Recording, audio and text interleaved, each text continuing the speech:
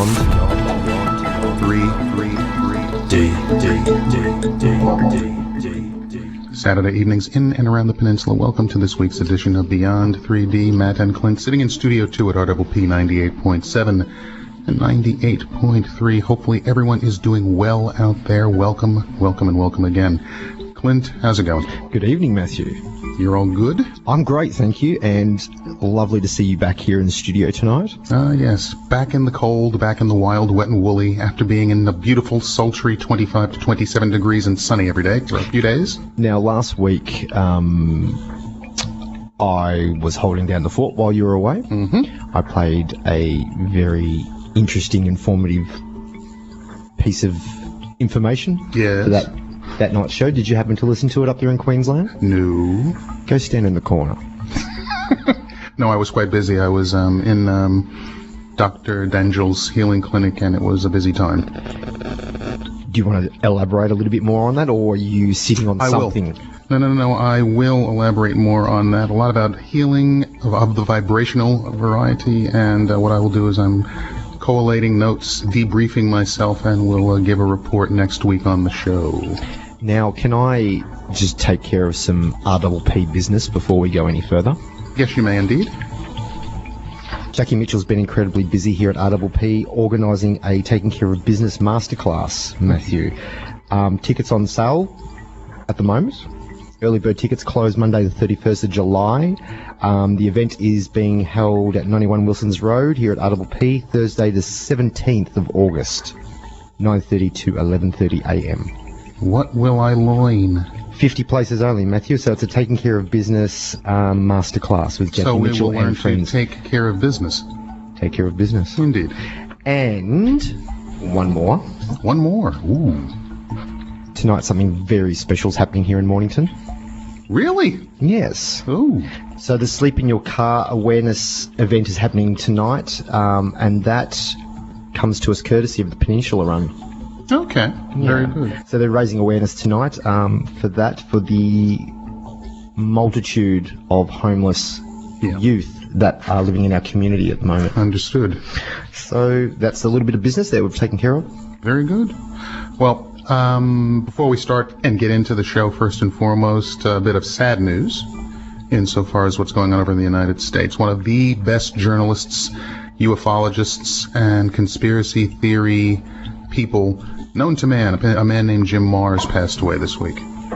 Wow. And Jim literally was well known in many circles around anything to do with the JFK assassination, anything to do with ufology. Multiple books written, author, news columnist, journalist, just an all-around good guy, known by quite a few people out there, and so rest in peace to Mr. Jim Mars. He has been one of those trailblazers in this field for decades and decades, hasn't he? Absolutely. Absolutely. Been there from the beginning. Was in Texas when it happened in 1963. And, that's the way it is, and God bless him. God bless him. We all go sometime. It's just a matter of where do we go. It's interesting that you mentioned this tonight. Mm-hmm. I was watching an old episode, and I say old because the X-Files. Oh, yes. What are we talking, 90s? The 90s. The 90s. I was watching an old episode of the X-Files last night, Friday night. That show is 20 years old plus. Yeah, say that again. How long? At least 20 years. Okay, brace yourself. Holy Moses. You got to stop and wonder sometimes, Matt, when the writers actually sat down and wrote this, how much research they must have actually done. Brace yourself. Mm-hmm. I'm braced. Have a listen to the X-Files. Drop a little truth bomb. Well, government lies as a matter of course, as a matter of policy. The Tuskegee experiments on black men in the 30s, Henrietta Lacks. What are they trying to do? That's the missing piece. But it's not hard to imagine. A government hiding, hoarding alien technology for 70 years at the expense of human life and the future of the planet. Driven not only by corporate greed, but a darker objective. The takeover of America. And then the world itself, by any means necessary, however violent, or cruel, or efficient, by severe drought, brought on by weather wars conducted secretly using aerial contaminants and high-altitude electromagnetic waves, in a state of perpetual war, to create problem, reaction, solution scenarios to distract, enrage, and enslave American citizens at home, with tools like the Patriot Act and the National Defense Authorization Act, which abridge the Constitution in the name of national security. The militarization of police forces in cities across the U.S., the building of prison camps by the Federal Emergency Management Agency with no stated purpose, the corporate takeover of food and agriculture, pharmaceuticals and healthcare, even the military in clandestine agendas to fatten, dull, sicken, and control a populace already consumed by consumerism. And I encourage you all to go shopping more.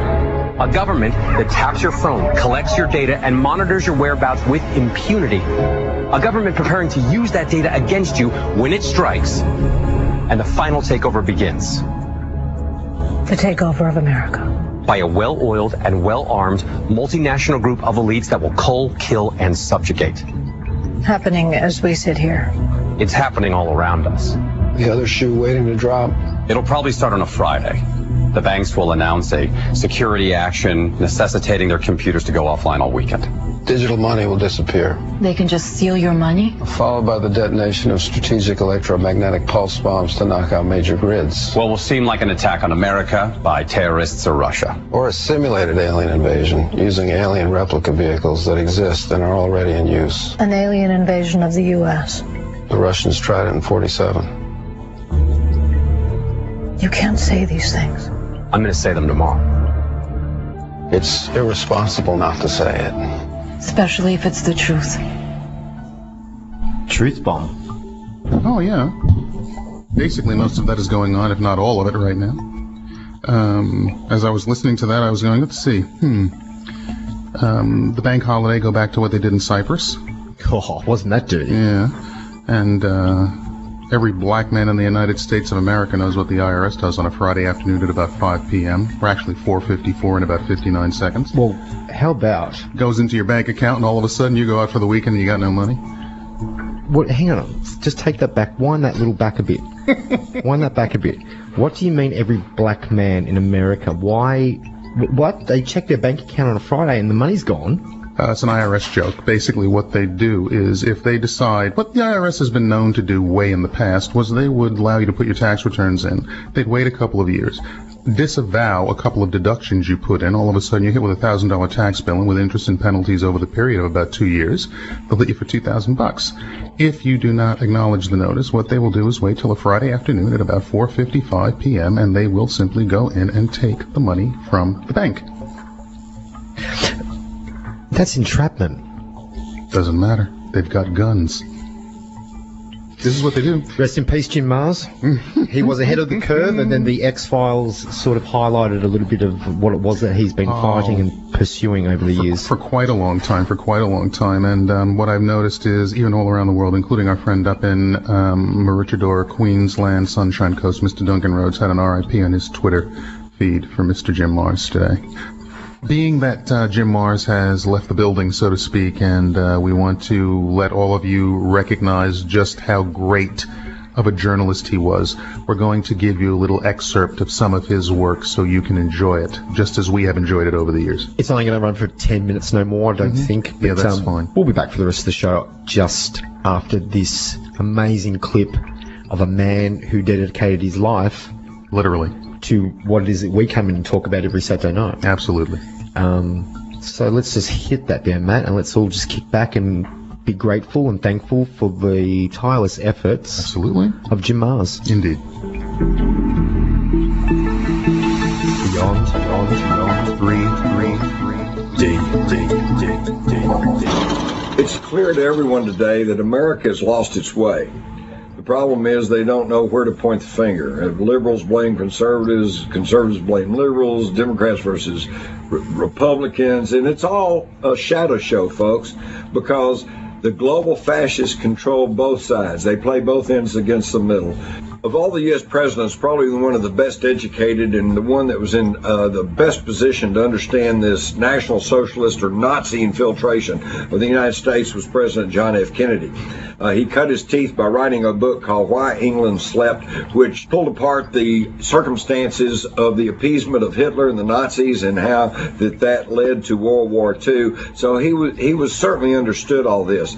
And in his brief time as president, he began to take steps that was curtailing the power of this growing national security state as well as the corporate power. The Kennedy Tax Act of 1962, closing tax loopholes for the multinational corporations. He was going to, by many statements, he was going to withdraw us from the Vietnam War. And in 1963, he even began to try to curtail the power of the Federal Reserve System and even issued $6 billion in currency, non-interest bearing currency, through the Treasury Department rather than through the Federal Reserve System that we must pay interest on. And this, of course, is what led to his assassination. And this explains why that the military chiefs at that time, the mafia chieftains at that time, the FBI, CIA leaders at that time, Lyndon Johnson, J. Edgar Hoover, they're all dead and gone. And yet the power still exists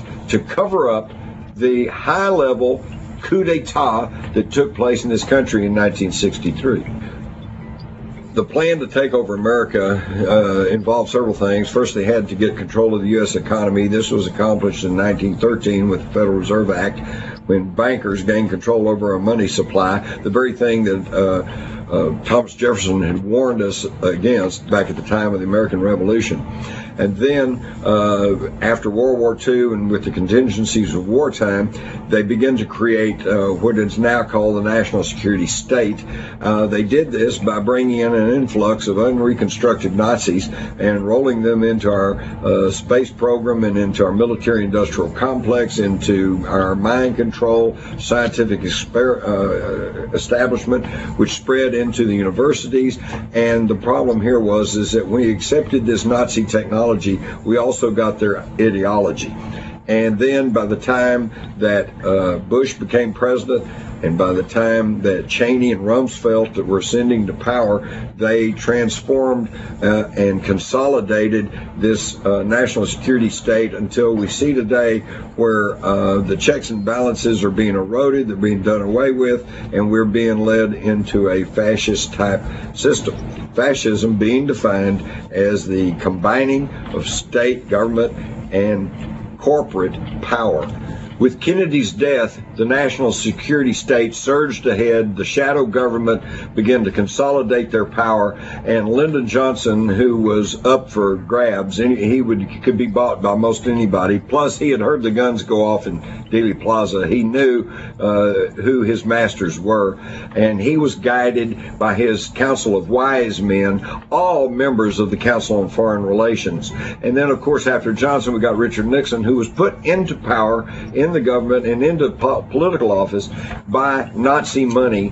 And then Nixon appoints George Herbert Walker Bush, the son of the Nazi financier Prescott Bush, who was prosecuted in 1942 under the Trading with the Enemies Act for handling money for the Nazis, who sat on the board of the America-Hamburg steamship line, and which was the major conduit for Nazi spies, saboteurs, and propaganda into the United States.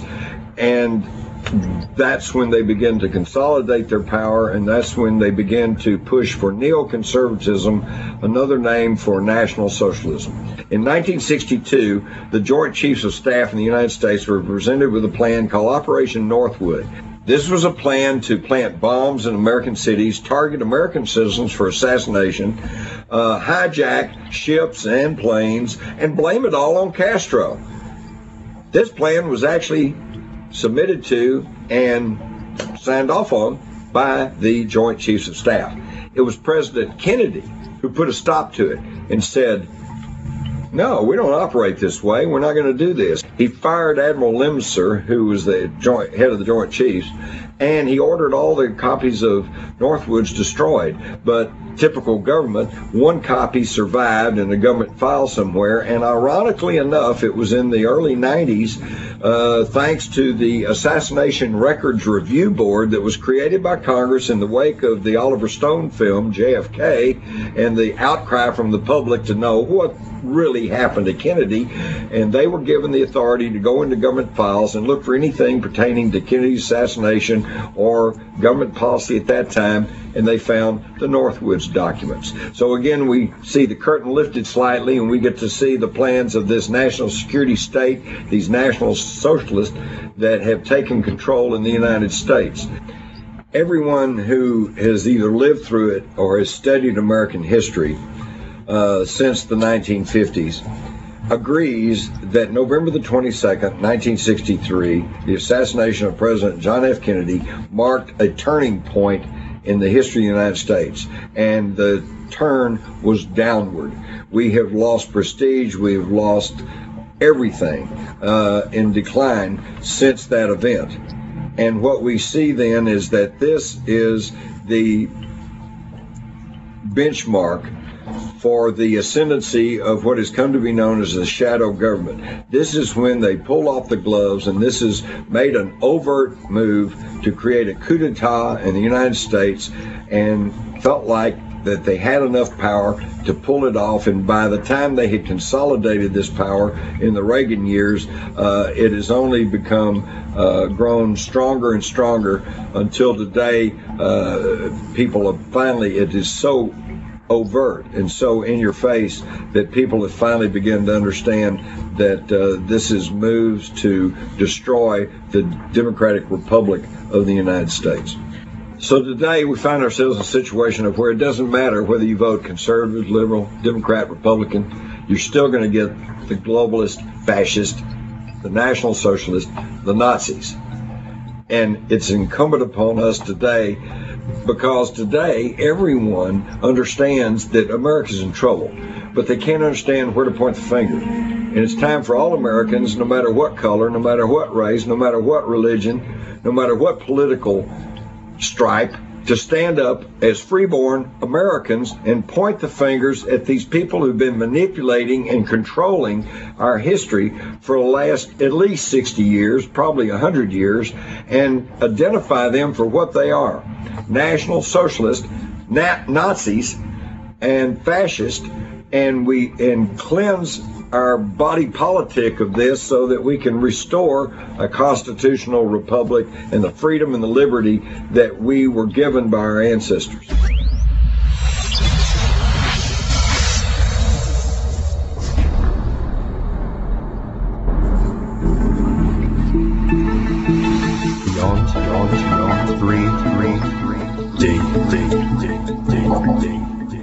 Welcome back tonight to another edition of Beyond 3D. You have both Matt and myself in the studio tonight. You do. Now, you were just talking about Jim Mars? Yes, I was, and Duncan Rhodes as well. Duncan knew Jim, and also sends his condolences to the family down in Texas. They're going to have a big party for him. Yep. And that'll be a really great thing. That's the way to send somebody off. No tears. Let's get out there and celebrate their life. Not the other way around. Did you say Duncan was going? I don't think he's I just know he knew they were in contact with each other, and he sent his condolences, and he sent a tweet about that this past week as well. And speaking of, Nexus magazine out for August and September, so we'll give you a little feed on what they're doing. And the title of the magazine, biggest article in there, The Secret Language of the Forests. Ooh. Now. Yes. Yeah, you keep going with that. Oh, no. No. I had something else I was going to add to that. Add it. No. I was just gonna read down the list of what the main articles were from in the magazine this week. So please. No, go read the articles. Okay. A natural treatment for gestational diabetes, vaccines and autism, a critical review. That's highly debatable, though. What, vaccines and autism? Look, I'm not saying anything about anything, but the world's pretty split. I don't think so. And there's something that I did up in Brisbane that makes me believe that there is definitely a correlation, but we'll get into that next week. Nice. Neo-conservative imperialism, UFO crash in New Mexico, a leaked report. cosmic vision of the Incas and the lost giants in India. India now. Yeah, I have actually seen a few photographs of some archaeological digs in India, and they are some big buggers buried underneath in some of those places. So yeah, archaeological digs of the lost giants in India, and a U.S. military space corps and the plan for off-planet control. So many things I could talk about right now. So you just really kicked the hornet's nest then. Yes, there's so many interesting things going on right now, and Nexus covers them, so that's really, really good. But for me, looking at that list, I think the thing that stands out right now is a lot of stuff about UFOs. There is almost a very, not too silent, but a war going on right now in ufological circles. I've heard a lot of infighting. I've heard about a lot of infighting that's going on at the moment. Divide and conquer. Yeah, a lot of guys in the States are infighting, and I think what it has to do with is there are purists who have done a lot of research in UFOs, and there are some who are now coming in and monetizing. And piggybacking off their research? Yeah, absolutely. Yeah. And I think that is causing a lot of problems. And the other thing is there are certain people who state that they have exclusivity when it comes to contacting certain entities, and a lot of people are, for lack of a better term, poo-pooing that idea, stating that there is not only one person who is allowed to deal with a certain group of so-called alien beings that might be in, around, above, over, under, and through this thing we call Earth. Mm-hmm. I'm going to say his name. Go for it. Does this have anything to do with good? Of course. Yep. Does this have anything to do with Wilcock? Of course. Does this have anything to do... And, you know, I'm going to say it. I'm going to go out there and say it, because I find that this particular... And I'm going to use the term very loosely, in inverted commas... journalist. Yes. My opinion only. He's an absolute flog. The dark. Is that that's the guy that has the little goatee with the black and white suit? He looks like a MIB.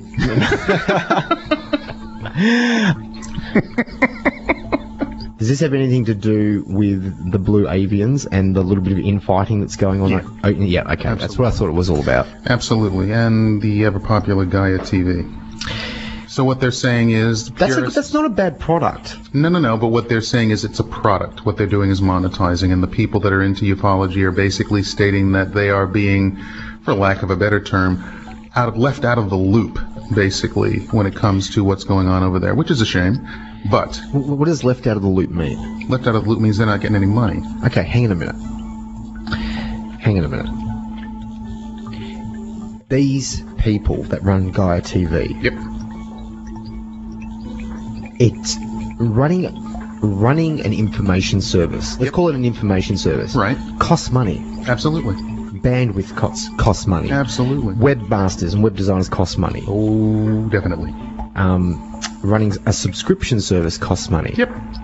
Getting that information out isn't cheap. No, not even close. Now, unless you have a benefactor with deep pockets that's willing to spring for that financially on an ongoing basis, right, you have to monetize it in some way to keep it rolling over and keep it ticking along. And most of them have done the donation kind of service. Of course they have. And that's what they've basically been able to do. But now all of a sudden, being that you have a television network that is putting out, in my opinion, decent programming. Yes. And that decent programming allows them to monetize, fund themselves. It's called business. Yes. Last time I checked. Yes. Some people. So what was stopping those people that were crying about? Yeah. You're making money off information that we've been doing research. What was stopping those people from doing it? What was stopping those people from making their own Gaia TV? I tell you what it's called: laziness and lack of motivation. Yeah. And lack of resources. Yeah. And one other thing, And you've heard this statement so many times, you'd be blue avian in the face. It's not what you know, it's who you know. That's true. Intergalactically as well. Therefore, it comes down to contacts. I'm going to throw a wrench in the works here. Absolutely.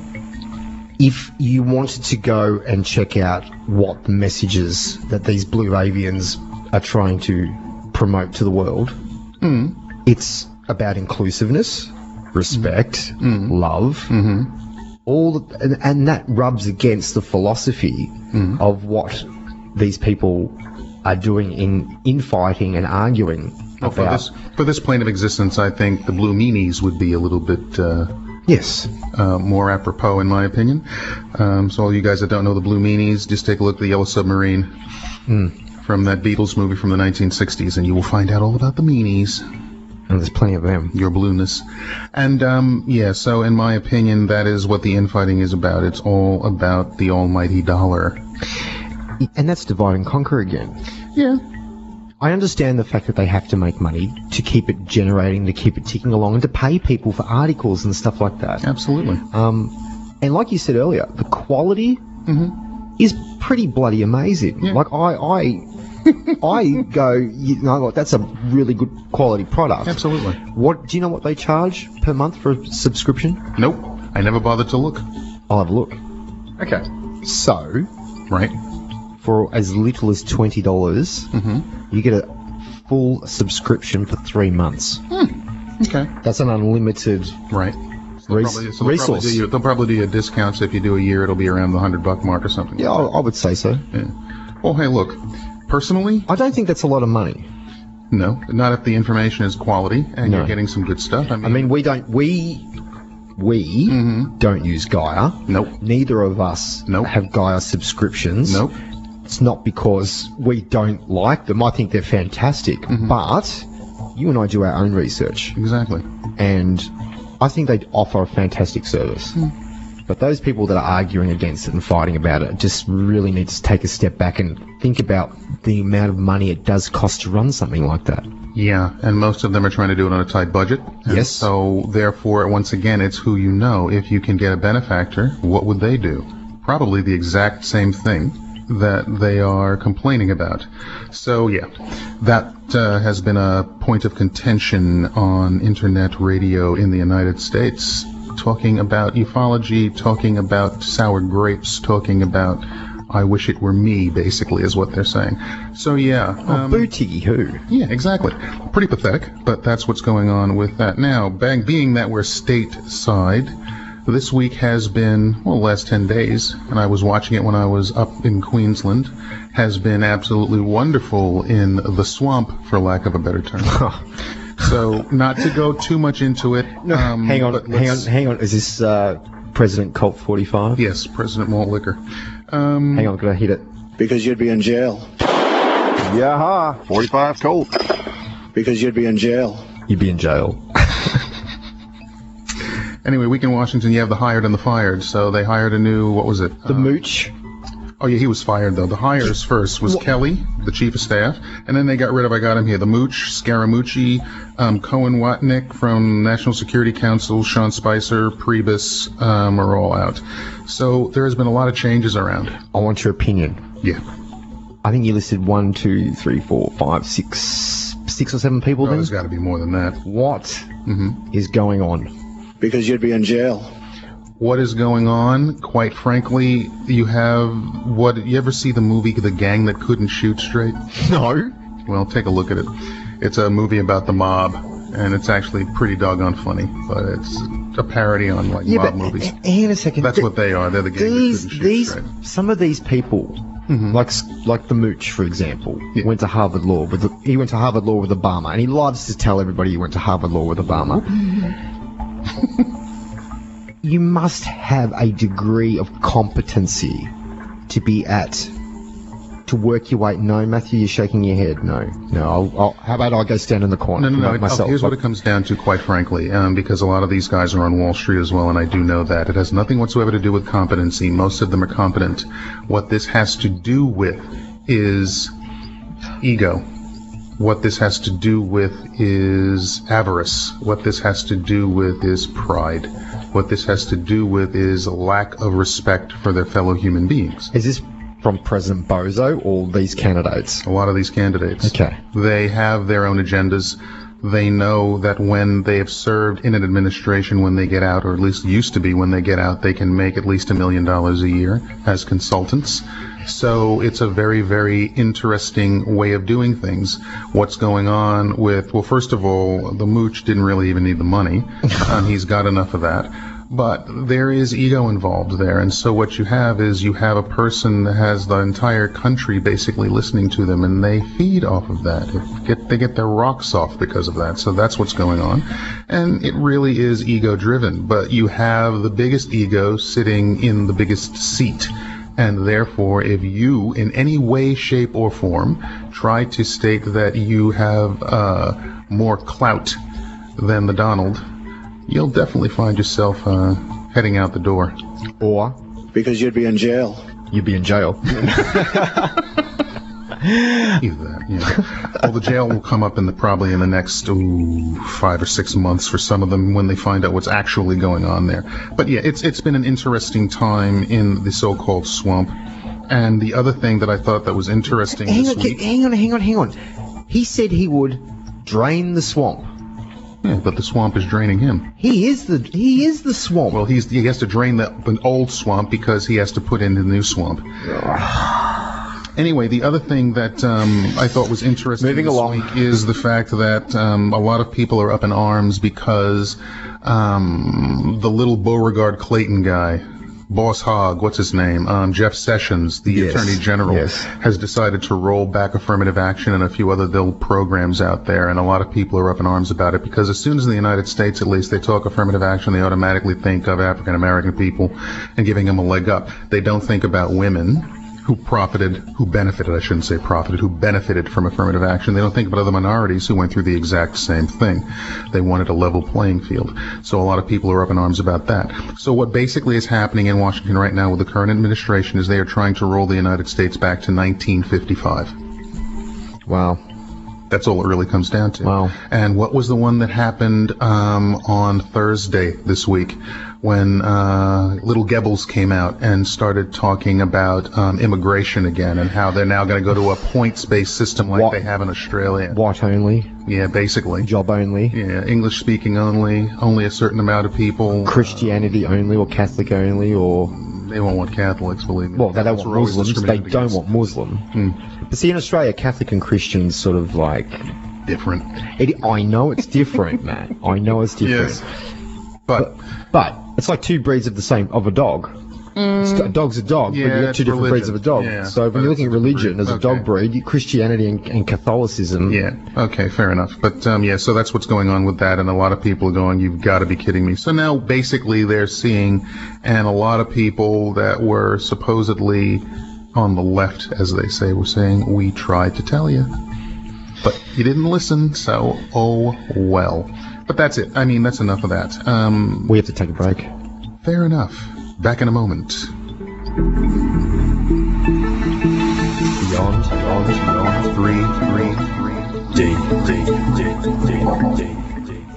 Back with you this Saturday evening on Beyond 3D. Matt and Quinn sitting in the studio still. Hopefully you're all having a great evening. Hopefully you're out there streaming as well on www.rwpfm.com.au/stream, or look us up on our Facebook page, which is Beyond 3, a hyphen, and the letter D. Absolutely. So I did go up to Queensland, and I'll give you a little primer, as they say, about what we did when we were up there. Now, I'm into pranic healing and vibrational healing, so the Baron, Dr. George Dangel, and I, he put me through my paces and is teaching me a lot of different things about healing, and I'm just learning, and it was an absolutely fascinating time, and I will put his details up on our Facebook page so people can see what's going on. Suffice it to say, we talked about crystals, we talked and verified UFO existence, we talked about vibrational healing, we talked about 4 things that are near and dear to many people's hearts when it comes to true technologies, and I will go through all 4 of those next week. I'm going to give you a little pump up, and George as well. Answer me a couple of questions. Before you went up there, what level of prana healing were you at? Without people knowing the background in it, pretty good, about a level 3.5 Arhatic. I say a level 3.5. Yeah. So technically, Technically, based upon the work that's out there, about a third of the way there. You're about a third of the way there. Mm-hmm. Now, George is or isn't one of the only people in the world that can help you level up. Correct. He's one of the only people in the world that can help you level up. Right. So you went and did a little mini masterclass. Basically. Let me just... That's what it's all about. Let me just give you a little clap there, Matt Adams. Thank you. But here's the thing. It doesn't matter what modality is. A lot of old masters that have already left this plane of existence set up modalities, whether it be Reiki, whether it be Alexander Technique, whatever. But here's the thing. A lot of times what happens is they have set up an organization or something like that, and that organization is frozen in time at the moment the person transited the planet. No work continues. It stagnates. It doesn't go forward. There aren't enough people doing work to continue it and bring it into the new vibrational frequencies that are out there now. So therefore, you need to find someone who has been given the impetus or been given the go-ahead to do that. And George Dangel is that person when it comes to pranic healing and other healing modalities as well. He went and had to ask for permission, or he was given permission. Okay, to learn more. To not just to learn more, but to take over from the master that had passed on. And for those who don't know pranic healing, that's fine. Here's what it comes down to. Most people have heard of the Dalai Lama. Who? That guy, yeah. Yeah, cool. George Dangel in his clinic in Brisbane. Hang on, you the holiness. His Holiness. His Holiness. Yes. Okay. Dr. Dangel trains his monks in healing. And you went and had a private masterclass for a week. That is the bit. And amazing. And as I said, a lot of interesting information, but there are certain things that can't be revealed and they will not be, but there are certain things that can, and people need to know that there are people like this still on the planet doing things. When you say certain things can't be revealed, is that because the knowledge has to be earned? Yes. Okay. You have to go through certain phases before you can... It's like being a transformer. If you put something that is 240 volt into a 110 outlet, what's going to happen? Oh, sorry, I thought you actually meant the robots in disguise. No. What's that got to do with pranic healing? Transformer. So therefore you have to be able to step the energy through you and down to other people. So you have to build yourself up. First, it's like exercising your spiritual muscles in order to be able to handle the energies. So that's what we do. It's like training for a spiritual Olympics kind of, isn't it? In a sense. And it's basically to help people. That's all it's about. It's about being able to push energy through you into other people to affect healing more rapidly than would normally happen. I am going to sound like a fool, maybe, when I ask this question. Hang on, because I'm sure there are some people out there that still have no idea what you're talking about, but I want to try and simplify this. Okay. Tai Chi. Right. Chi energy. Right. Okay. Does that concept of Chi energy come into play at all with prana? Yes. Okay. Cool. It is another word for it. Thank you. So we're talking energy, life force. We're talking life force, we are talking energy, we are talking stardust and star stuff, which we are all made up, and everything else is made up. So therefore, it is about learning that we are all from that and how to use it to your advantage. Oh, you've piqued my... So that's what it's about. When you present it like that, Matthew Adams, it's actually really super cool. It's almost like borderline Jedi. Interesting stuff. Very interesting stuff. And I will show you this week when we get together, I will show you a video of him projecting energy through his hands to the point where we're in a studio right now and we can look at the voltage meters and everything like that as we are now speaking. No way. He can do it through his hands and you will see the meters move. Wow. Interesting stuff. Geez, that'd be handy down at the pokies, wouldn't it? Yeah, right. If you can get them to go the right way. Yeah, those are programmed. I don't like gambling. Yeah, so. but the main thing, one of the little tidbits, and it's more about this show here, is the fact that he, amongst other things, was in the Australian Air Force in the Vietnam War and served not just that in other ways, And UFOs, as far as he is concerned, are not fiction in any way, shape, or form. They are fact because he has seen them. And he can tell you how fast they move. Hang on a second. So I'll leave him to get into that later. Hang on a second. You say not fiction. No. Oh, thanks for letting me know, because look, we've been coming in here, every Saturday night for the last 3 years? Not fiction, because you have certain people... Oh, here's a way of looking at the point. Michio Kaku acknowledged the existence of God. What happened to him? When did this happen? Last week. Okay, I've been... Okay. I moved house. That'll do it. Last weekend, so I've totally disconnected myself from the Matrix intentionally. Okay, so New York physicist and author Michio Kaku said, based upon the way the universe is and the order and the beauty in it, there has to be a God, and he was lambasted for it by science. I think hearing this for the first time, the first thing I think of is that he just killed his career. I hope not. I hope not too, because he's kind of entertaining. He's entertaining, but it's a natural progression, and everybody that has studied spirituality knows what happens is the scientific community, they try to describe it in a certain way as string theory or something like that, but what they're talking about is spirituality. Well, what they're talking about is what George can actually project through his hands is that life force. Yeah, exactly. And that's what string theory is.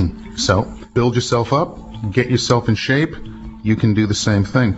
But it was fascinating. I only got a fifth, if that, of what I'm going to get, so I have a lot of work to do. And so it's been absolutely fun. But I will put up Dr. Dangel's website on the Facebook page, and you guys can take a look for yourselves. That's amazing. Absolutely. A lot of fun, too.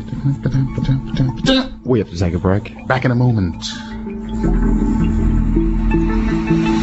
Beyond 3.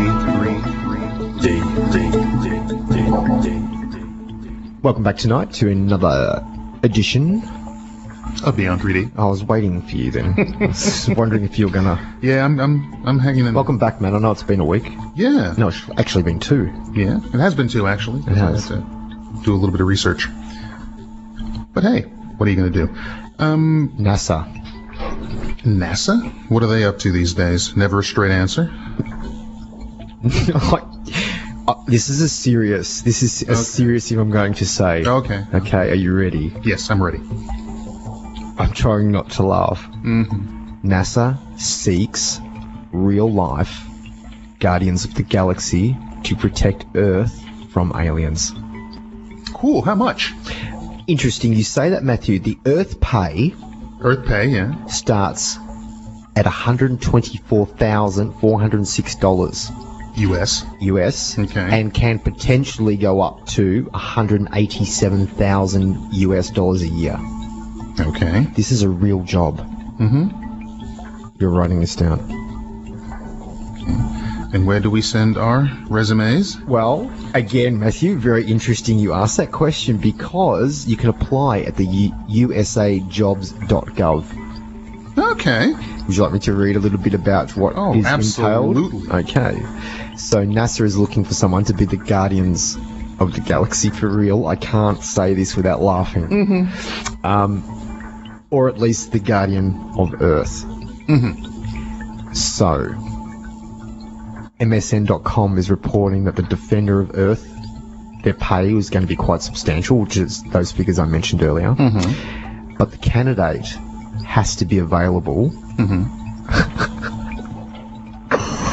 to travel frequently, including trips into outer space to check up on Earth from afar. The position is most definitely a full-time job. No part-time? No part-time. The National Aeronautics and Space Administration is looking for someone with secret security clearance to make sure that no aliens harm the planet. The candidate will also be responsible for the leadership of NASA's planetary protection policies. Ooh, the PPP. And oversight of their implementation by NASA's spaceflight missions. This is a real job. All right, now you said that was the Earthbound one. Do they have any space ones? Well, again, interesting you say that, Matthew, because in addition, NASA is seeking candidates that have advanced knowledge of planetary protection experience overseeing nationally significant space programs and have demonstrated skills in diplomacy that resulted in win-win solutions during extremely difficult and complex multilateral discussions. You know who would be really good for that? Me? Besides you? Alex Jones. Oh, shit. No. No, I just dropped the F-bomb, and luckily I was able to bleep that out. Get stuff. How much does that one pay? Which one? The last one you read. That's the same job. This is the same job. Oh. This is the same job. But hang on. What about danger money? Hang on. Well, that's what the amount of money is for. $124,406 base rate. Yeah. Goes up to $187,000 a year. Right. Okay, so I don't know anybody that's earning $187,000 US a year. Oh, I do. Okay, well, we don't move in the same circles, Matthew. That's nothing. It's chump change. Okay. Chicken scratch. I know it's tickets. Mr. Wall Street. Mr. Wall... I'm going to throw my pen at you. That's a monthly salary. Mr. Wall Street over here. It's a monthly salary. Yeah, anyway, I'm sitting in the room with the black golden gecko. That's it. You're amazing. Great is good. Anyway, all right, keep going. Okay, so it isn't clear at this time. Yeah. But this is the part that I just can't take seriously. Okay. Part of the requirement for this job is that you also need to learn or be willing to learn Klingon. No, that wasn't Muttley, that was me. You gotta learn Klingon. I'm serious. You have to eat gach. This is a real job, Matt. Yeah. This is not April the 1st or anything. This is a real... I'm reading what is in this job description. Do you have to know Haktud and Melota? Oh, okay, you're talking and Star all the Trek Klingon stuff opera? again. I have no idea what you're on about. You're drinking your bath water again. Klingons don't bathe. I'm talking about you. And... Yeah. Go ahead, keep going. Candidates are expected to employ spacecraft which are intended to return to Earth and its biosphere with samples from extraterrestrial targets of exploration. This is a real NASA job. Do you or do you not believe that this... No, I think it's real. No.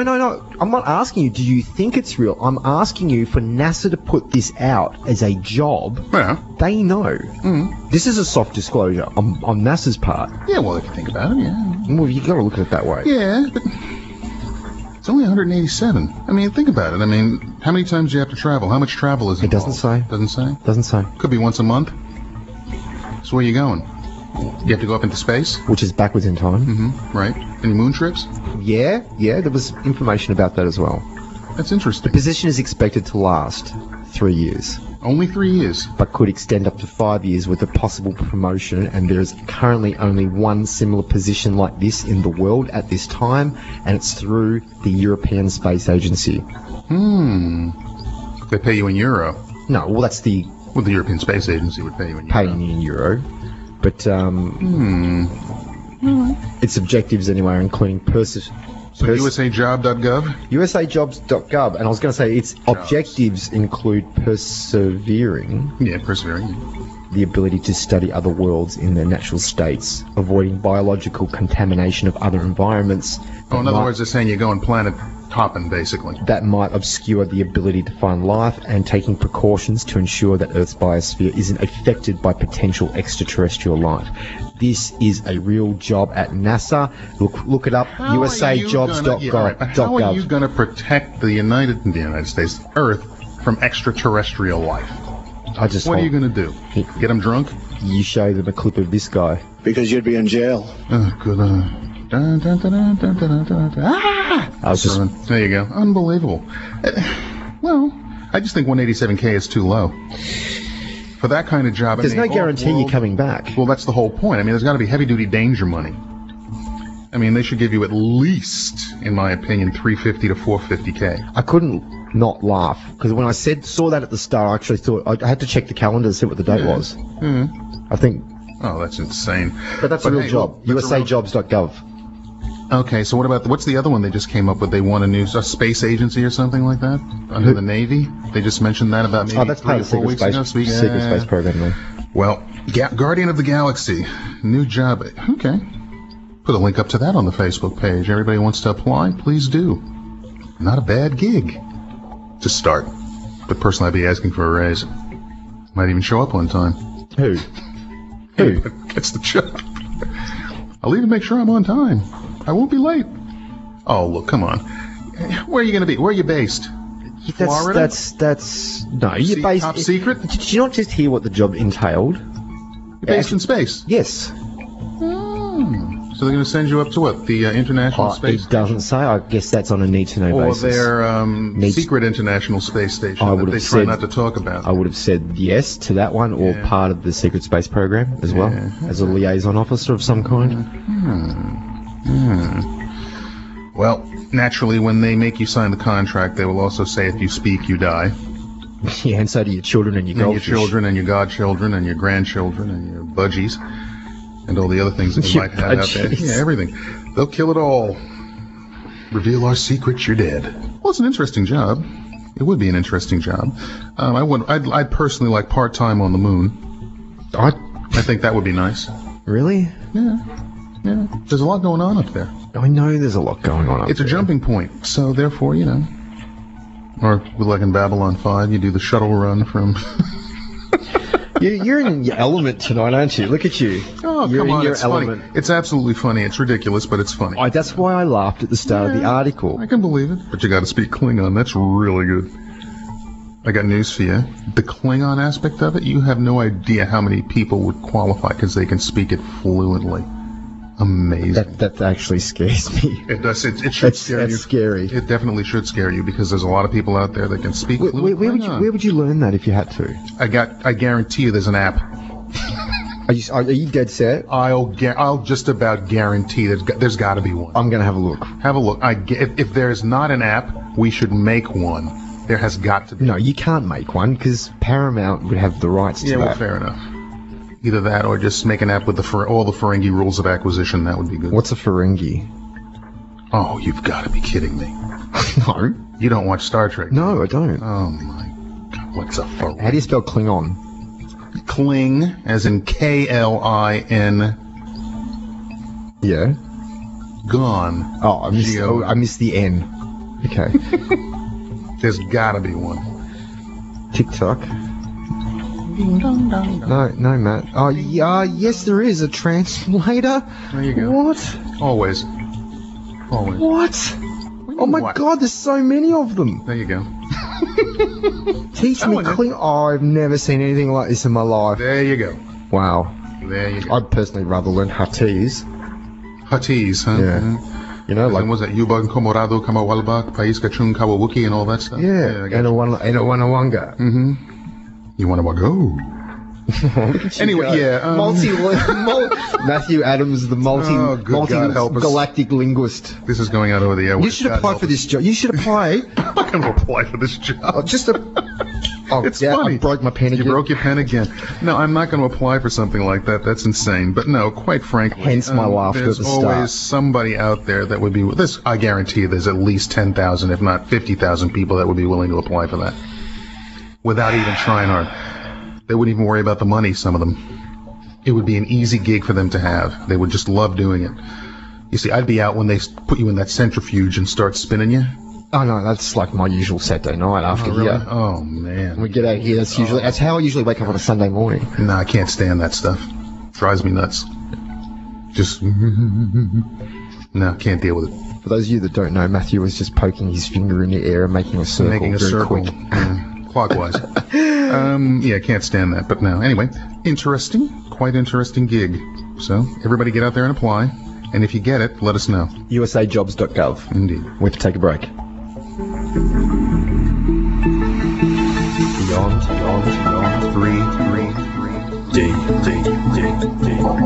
3. Back with you on Beyond 3D this Saturday evening. Hopefully everyone's doing well out there. Clint. I'm alright. Good. Very good, very good. You were going to talk about something. You had something on your mind. Your brow was furrowed. What is it? Steve Meyers. Ah, Steve Soul to Soul. Steve Soul to Soul sent the other day a link to a very, very interesting article about a new discovery that will change history. Oh, yes? A huge and startling discovery has been made at the Devil's Tower in Wyoming. Do you know what the Devil's Tower is? I do. For those of you that don't, you may Google it and look it up, but if you're driving in the car right now and you cannot touch your phone, which you're not allowed to by law. At least in this country. Think of Ayres Rock, and then slam another 2 Ayres Rocks straight on top of it. Yeah, basically. That's kind of about roughly the size of what it is and what it would look like, just a tower of rock. Scientists discovered that it actually could possibly be a large petrified tree stump with a root system, Matthew. That's big. A root system that measures 4 miles deep. That's big. Could you imagine the size of that tree? It's 21,000 feet. I would have thought, think of that giant tree out of Avatar, and then triple it by about 10. There was a story that I read a couple of weeks ago, might have been up in Queensland, and they were talking about the Devil's Tower, and there is another, well, if that is a root system, I'll guarantee you there's another one. It's in Mumbai. They said it's one of the oldest, it might be Mumbai trees. I'll do a little bit of search, but it was along the same lines, and now being that this has come out, there is the Elephanta Caves in Bombay, Mumbai, and they were talking about one of the most ancient... Gilbert Hill. I think it's called Gilbert Hill. Let me take a quick look here. Because Gilbert Hill, Mumbai. Thank you. Yeah, absolutely. It's a hill. Therefore, I'm just going to say, okay, now this is, it's 61 meters tall. Okay, it's not like the Devil's Tower. Oh. You're about to show me a picture. I think that's about a third smaller. Yeah. But there's a similarity there. Oh, yeah. It's a tree stump. It's a giant tree stump. Absolutely. The size of Ayres Rock. But this is very interesting. So it's a monolith column of black basalt rock at Andheri in Mumbai. The rock has a sheer vertical face and was formed when molten lava was squeezed out of the Earth's clefts during the Mesozoic era, about 66 million years ago. Okay, so it's not a petrified tree stump like Devil's Tower. Well, they haven't dug under this one or done some resonance imaging to maybe find out exactly what it is. I don't think they've done that, so maybe they need to start looking at it in a different light. Because if you had told me a year ago the Devil's Tower was a tree, I would say, yeah, right. A tree... stump, I'll say it again. Yep. A tree stump the size of Ayres Rock and 3 times as high, maybe 3.5 times as high. And scientists have done a seismic investigation underground below this petrified tree stump and have discovered that it has a root system, petrified root system, that is 4 miles deep by 7 miles wide. Now, what I'll tell you that I know about trees, generally, what you see with the canopy is replicated almost identical with the root system below the ground. Okay. Okay, it has to be to balance out the weight. So we're looking at a 4 mile high tree. A 4 mile high tree that is 7 miles wide with its canopy. Can you imagine the amount of life that one tree that size could sustain? Quite a bit. Yeah. Wow. The Devil's Tower in Wyoming. And if you need to see the Devil's Tower in Wyoming, just bring up Close Encounters of the Third Kind with Richard Dreyfuss. Whoa. Whoa. I didn't think about that. There you go. Yes. Yes, Matthew. Well done. I was thinking about that. Every time I see that, I immediately... Well done. Think of that. Yay you. Yeah, I got one. But, so that in Gilbert Hill, you got that one. That's a good one. Fascinating stuff. So, a lot is being revealed on the Earth. We are getting trees that we thought were rocks. What was that show, F Troop? Make left turn at rock that look like bear. Then make right turn at bear that look like rock. Is that your impersonation of a Native American soldier? No, that was Cheap Wild Eagle of the There you go. That's what I was talking about. Oh, well. But interesting, because nobody would have taken that for a tree in a million years, in my opinion. No, it just looks like a giant... Looks like a giant monolith sticking out in the middle of nowhere. So now it's a petrified tree. Yeah. I would give... Well, they're saying this was formed from a volcanic eruption. You're talking about Gilbert. Gilbert. Yep. So that's a little bit different. But I think they should probably take a look at that as well. You never know what you might find. Interesting. Very interesting indeed. So there are, what's the other one? The Devil's Marbles. Yeah, isn't that in WA? Yeah, isn't it? Oh, I don't know. You're asking me. Or the Bungle Bungles? The Bungle Bungle. Yeah, I've been there. Okay. Hang on. Yes, I have. I just don't think then. Yeah, I have. When I went to Uluru, to Ayres Rock, Uluru, and the way they describe it is I've been there too. It has basically turned on its side. It was actually straight up. Oh, okay. Yeah. Wow. So basically when you look at it, just tilt it 90 degrees, and that's the way it was 400 million years ago or so, and it's come up. So the only way they could have moved, shifted, tilted, and fallen would have been through seismic activity. More than likely. Interesting again that you say that. And you mentioned something very similar about this at the start of the show tonight. The resonance field of the Earth's geomagnetic field has quadrupled in the last 24 hours. And that information came to us from Steve Meyers as well. It did. There's a whole lot going on, and I think what's starting, if you guys are starting to see things happen and people are not the way they were before or acting differently, there has been a spiritual shift, and that spiritual shift meant that certain people have evolved a bit and are moving on, and other people have not. They both still dwell here, and that's why there's a lot of conflict around, so just recognize that for what it is. But yeah, planetary resonance shifts, sunspots 10 times the size of the Earth appearing. There's been a lot of sunspots lately, and they're waiting for a solar flare. Yep. A big one that will pretty much knock out everything. They're saying that. And if it does it, you can kiss your Bitcoin goodbye. Ooh. And the new one they came out with, Bitcoin Cash. Kiss that goodbye as well. Which went up 112 or something % the other night. The push for digital money. Yes. Can be a push to eliminate cash. If they eliminate cash, head for the hills. Yeah, that's what I was just thinking. Because if the push is to go Bitcoin, and then let's drop an electromagnetic pulse, or we know that there's going to be a sunburst coming on this particular time that's predicted, there goes everything.